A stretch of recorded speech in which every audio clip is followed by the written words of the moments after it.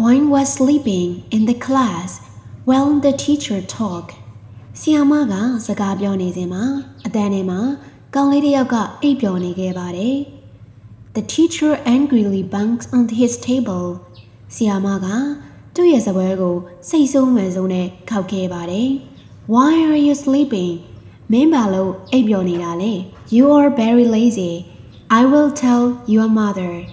နေငါတော်တော်ပြည့်နဲ့ကောင်းမယ်။ငါမင်းရဲ့အမေကိုတိုင်ပြောမယ်။ The kids in the class all laughed. အတန်းထဲမှာရှိတဲ့ကလေးတွေကလည်းလှောင်ရဲခဲ့ကြတယ်။ The boy did the same thing every day. ကောင်လေးကတော့နေ့တိုင်းအဲ့ဒီလိုပဲအိပ်ပျော်နေခဲ့တယ်။ The teacher was very furious and decided to secretly follow him home. ဆီယာမကအရန်ဒေါသထွက်သွားတယ်။ပြီးတော့အဲ့ကောင်လေးရဲ့နောက်ကိုတိတ်တိတ်ဆိတ်ဆိတ်လိုက်ဖို့ဆုံးဖြတ်ချက်ချလိုက်ပါတယ်။ As she walked behind, she noticed the boy did not go home. ဆီယာမကကောင်လေးရဲ့နောက်ကလမ်းလျှောက်ပြီးလိုက်လာတဲ့ချိန်မှာသူသတိထားမိတာတကူကအဲ့ဒီကောင်လေးက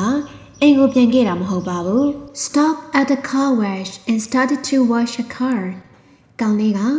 ကားစီဆေးတဲ့ဆိုင်မှာရပ်ပြီးတော့ကားတွေကိုစတင်ပြီးတော့ရေဆေးပါတယ်။ After half an hour,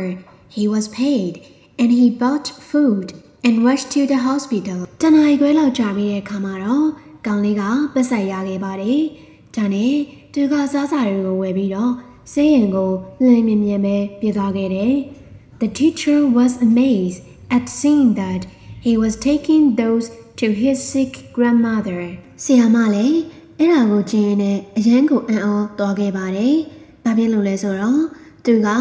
အဲ့ဒီမုံတွေကိုသူ့ရဲ့နေမကောင်းတဲ့အဖွားစီကိုယူသွားနေတာဖြစ်ပါတယ်။ She asked the nurse at the hospital,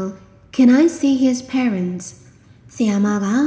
အဲ့ဒီဆေးရုံမှာရှိတဲ့နတ်စမလေးတရားကိုမေးလိုက်ပါတယ်။ကျမဒီကလေးရဲ့မိဘတွေကိုမြင်လို့ရမလားဆိုပြီးတော့ပေါ့